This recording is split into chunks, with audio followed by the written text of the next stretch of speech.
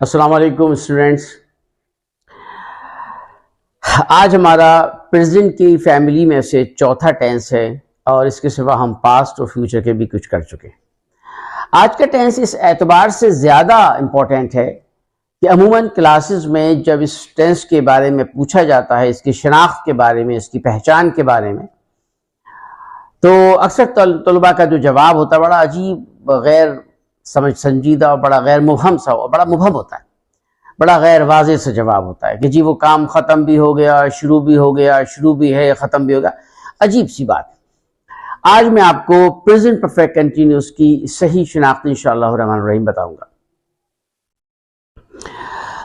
Present perfect continuous में ऐसे तमाम जुमले जो हमें इस बात का इदराक दें, जो हमें इस बात की समझ दें कि जुमला यानी वो काम, जुमला ये बताए कि वो काम माजी हाल के जमाने से शुरू होकर ताहाल जारी है, चल रहा है, हो रहा है और उसमें वक्त का तायुन, वक्त का इशारा किसी तरह ना किसी तरह मौजूद है।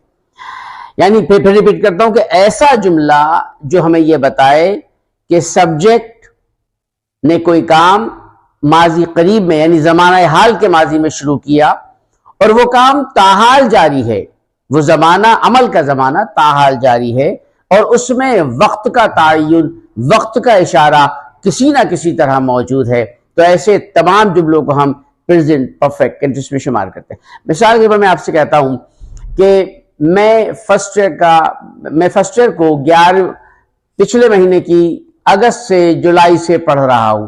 यानी ये जुमला बता रहा है कि जुलाई से मैंने पढ़ना शुरू किया और वो काम ताहाल, जुलाई माजी हो गया, लेकिन चूंकि पढ़ने का तसलसल, पढ़ने का जमाना यहां मौजूद है, तो इसका मतलब यह हुआ कि वो पढ़ाई का जमाना मौजूद है, पढ़ाई का पीरियड मौजूद है। मैं कहता हूं जी मैं जब मेयर कराची था, मैं मेयर कराची हूं या मैं हाकिम कराची हूं और मैंने 4 प्रोजेक्ट पर काम शुरू किया हुआ है, तो वो प्रोजेक्ट पे काम आज तो शुरू नहीं होगा, वो प्रोजेक्ट पे काम 2, 4, 6, 8 माह पहले शुरू हुआ, लेकिन उन प्रोजेक्ट्स पर काम का सिलसिला आज तक जारी है। सही है, और इसमें वक्त का तायुन मौजूद है। अगर इस जुमले में, अगर प्रेजेंट परफेक्ट कंटिन्यूस के जुमलों में वक्त का तायुन नहीं होगा तो ये जुमले खुद ब खुद प्रेजेंट कंटिन्यूस हो जाएंगे। तो इसका मतलब यह हुआ कि प्रेजेंट कंटिन्यूस में और प्रेजेंट परफेक्ट कंटिन्यूस में जो बुनियादी पहचान है वो वक्त के तायुन की। मैं तुम्हें पढ़ा रहा हूं, सिंपल सी बात है, हम कर चुके हैं, प्रेजेंट कंटिन्यूस का जुमला है। मैं तुम्हें पढ़ा रहा हूं, मैं, ये हमें हरगिज पता नहीं चल रहा कि मैं कितनी देर से पढ़ा रहा हूं और कब से पढ़ा रहा हूं, कितने घंटे हो गए। लेकिन अगर मैं कहूं मैं तुम्हें 9 बजे से पढ़ा रहा हूं, 4 बजे से पढ़ा रहा हूं, जुमेरात से पढ़ा रहा हूं, 10 साल से पढ़ा रहा हूं, तो इसके मानी यह हुए कि इसमें एक वक्त का तायुन मौजूद है। वक्त का तायुन मौजूद है, वो वक्फे की शक्ल में हो यानी सालों, महीनों, घंटों, पीरियड की शक्ल में हो, या पॉइंट ऑफ टाइम जिसे अंग्रेजी में कहते हैं, काम शुरू होने के वक्त की शक्ल में हो। मैं आपको मिसालें देता हूं।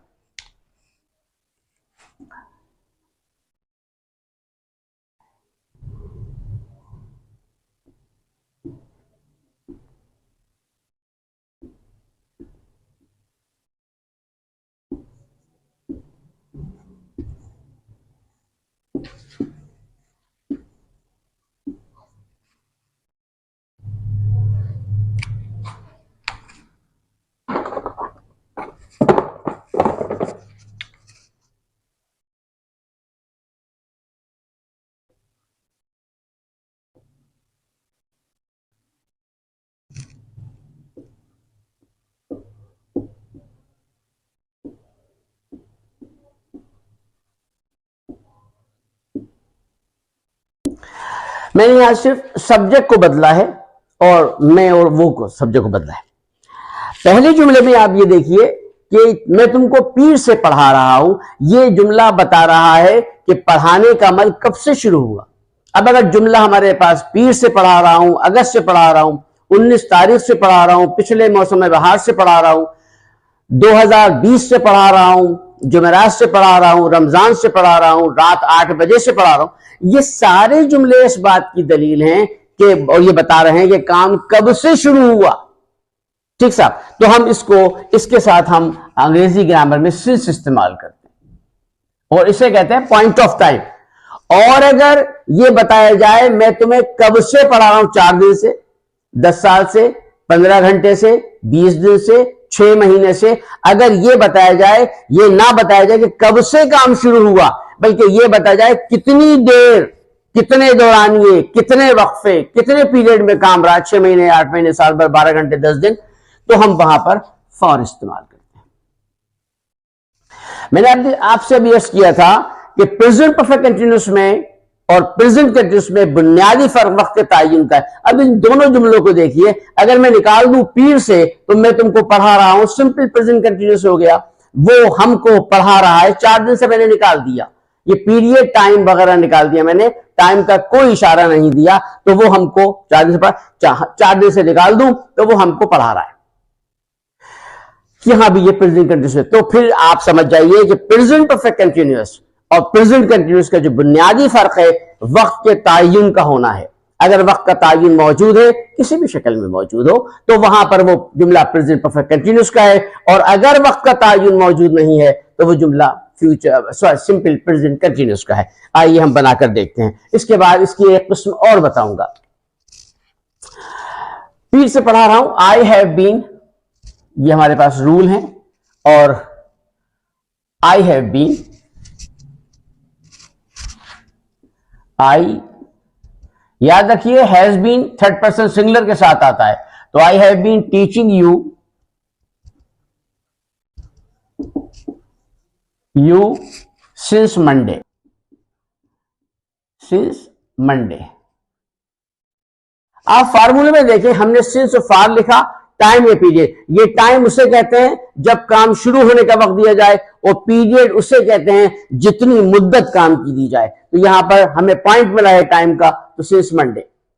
4 दिन से ले लीजिए साहब, ही जो कि थर्ड पर्सन सिंगुलर है इसीलिए मैंने दोनों तखसीस रखी थी, he has been uh teaching us, ये चूंकि हमको पढ़ा रहा है, फॉर 4 days। यहां पर काम की मुद्दत थी, यानी ये पीरियड वाला हिस्सा दिया हुआ था, तो हमने फॉर इस्तेमाल किया। अंग्रेजी के बात समझ, अंग्रेजी के वो तमाम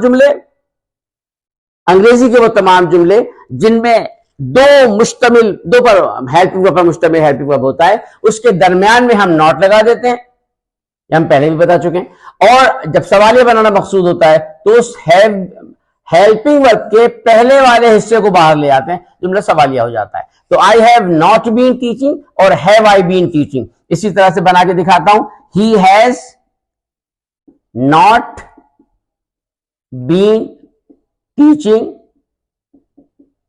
अस फॉर 4 days। इनका सवालिया ये इनकारिया था, सवालिया के लिए हैज को बाहर लाएंगे, हैज सब्जेक्ट आ गया, ही, उसके बाद हेल्पिंग वर्ब का दूसरा हिस्सा गोया बीन, उसके बाद वर्ब की फॉर्म आईएनजी फॉर्म टीचिंग, और जनाब इसके बाद अस ऑब्जेक्ट आया, और फिर फॉर और 4 days, और ये क्वेश्चन मार्क। यही सिलसिला यहां होगा, have I been teaching you since Monday और क्वेश्चन मार्क। हैव बाहर लाएंगे जुमला सवालिया हो जाएगा, और इसको हम मिटाएंगे तो बीच में करेंगे तो नॉट हो जाएगा। ये हमारे पास प्रेजेंट परफेक्ट कंटिन्यूअस का, मैं इसको मिटा रहा हूं। इसके बाद आपको एक किस्म और दिखाता हूं। बाज जुमले ऐसे हमारे पास होते हैं, कि ये जिनमें वक्त बाकायदा मेंशन नहीं होता। मैं आपको मिसाल करके दिखाता हूं।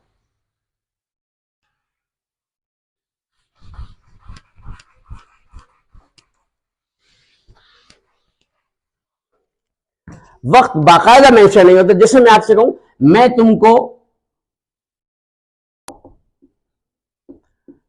पढ़ाता रहा हूं। देखिए मैं एक ही तसल्सल में लिख रहा हूं ताकि आपकी बात समझ में आ जाए। मैं तुमको पढ़ाता रहा हूं, वो मुझको बुलाता रहा है। अब देखें, मैं तुमको इस पढ़ाता रहा हूं में और बुलाता रहा है में कहीं ना 2 घंटे का जिक्र है, ना 2 बजे का, ना पीर का जिक्र है, ना 18 फरवरी का, ना 25 दिन का। लेकिन ये ता रहा है, इस बात की अलामत है कि ये काम एक दिन नहीं हुआ। भाई मैं तुम्हें बुलाता रहा हूं, एक अरसे से बुला रहा हूं, तुम लिफ्ट ही नहीं करा रहे।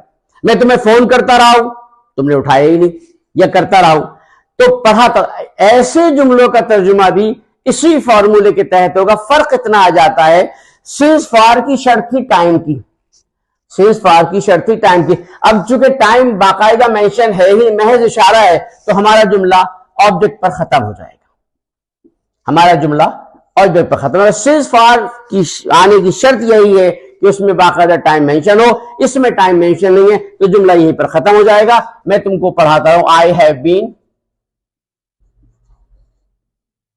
Teaching you. इसी तरह he has been calling me,